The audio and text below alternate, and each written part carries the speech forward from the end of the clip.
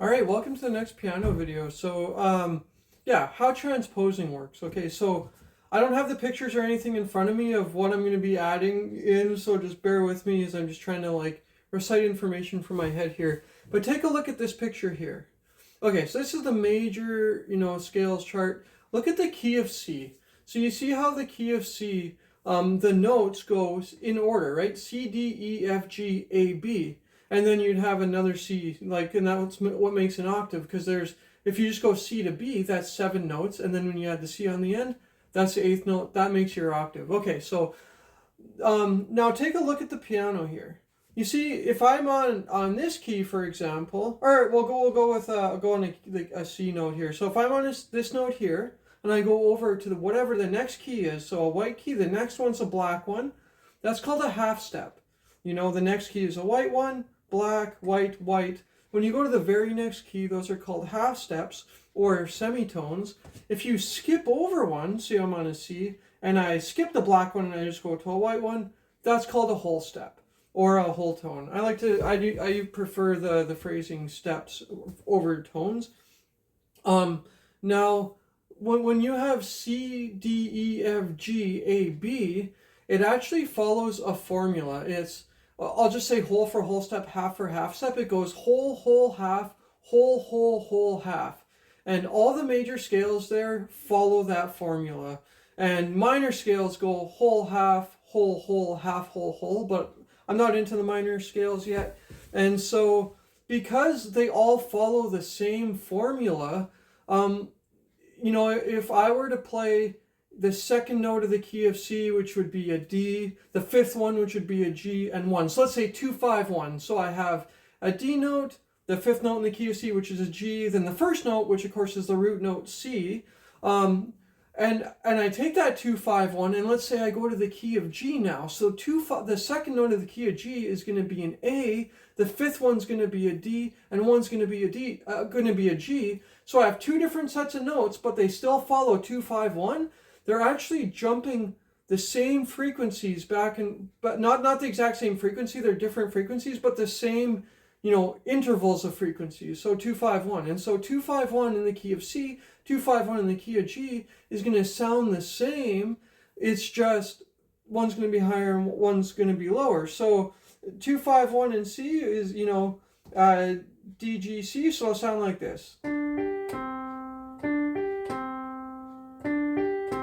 Now in the key of G, 2, 5, 1 would be A, D, G. It'll sound like this.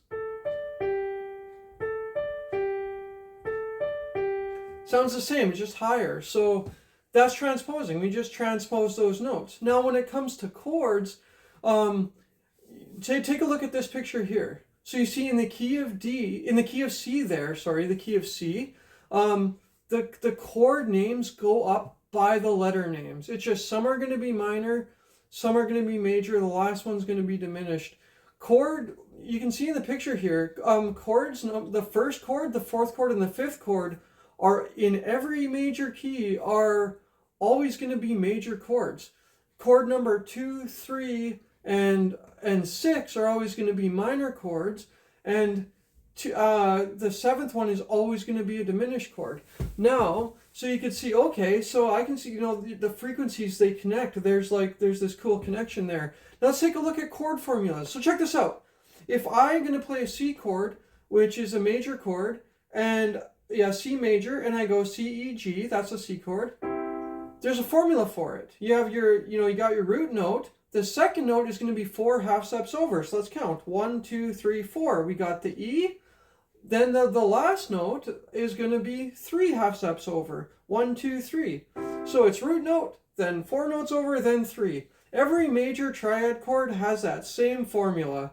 So you can see the frequencies, even though they're a different number, they follow the same formula. Minor chords are just the other way around. If you have if I'm going to play a D minor, and I have, which is the second chord in the key of C, if I have my hand, on a D here, then I go over 3, 1, 2, 3, I get F, then 4, 1, 2, 3, 4.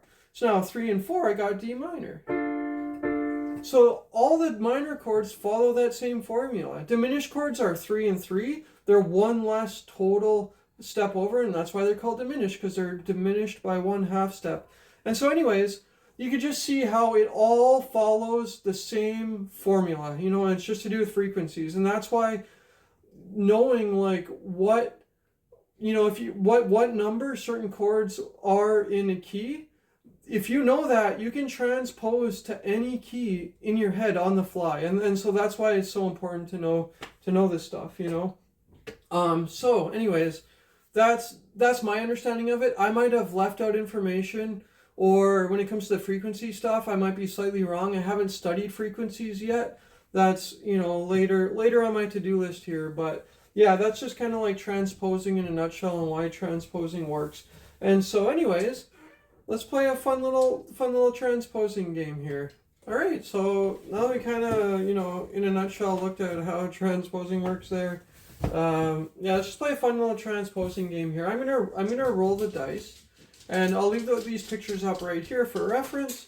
If you need them, try not to look at them if you don't need them. And yeah, whatever 3 numbers we get on the dice, we're gonna first, like, you know, try to say, okay, what note on the C scale, just the note scale, do those numbers, you know, correlate to? And then we're going to say, okay, is that number major, minor? It'll just be major or minor, because we don't, you know, dice only go from 1 to 6, and so there's not going to be a number 7. And then we'll, you know, say the chord name. And then we'll do it again in the key of G. I've only worked on the key of C and G with memorizing this stuff so far, you know. So yeah, we'll just do the key of C and G, and I think it's going to be pretty fun. So, all right, let's see what numbers we get. Okay, so we got 3, 1, 4. So what notes in the key of C are 3, 1, 4?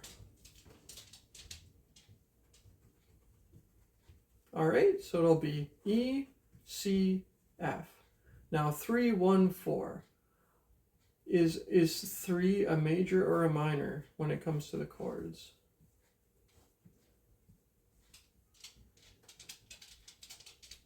It's minor.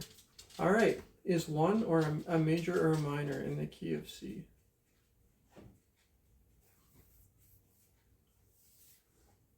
It's major. All right. And is 4 a major or minor chord in the key of C? It's a major chord also. So the chords will be E minor, C, and F. All right. 3, 5, 1 in the key of G. What notes are 3, 5, 1? Or sorry, 3, 1, 4. I don't want to say 3, 5, 1. 3, 1, 4. What notes are 3, 1, 4 in the key of G?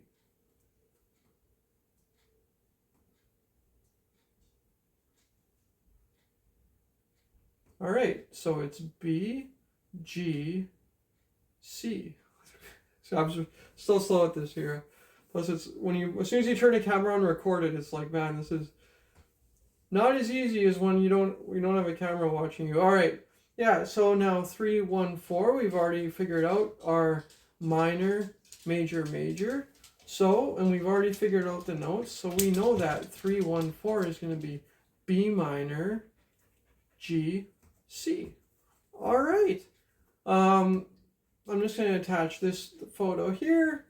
If you ever want to work on, you know, having a random sequences of numbers and practicing getting to know all that stuff and being able to learn how to transpose.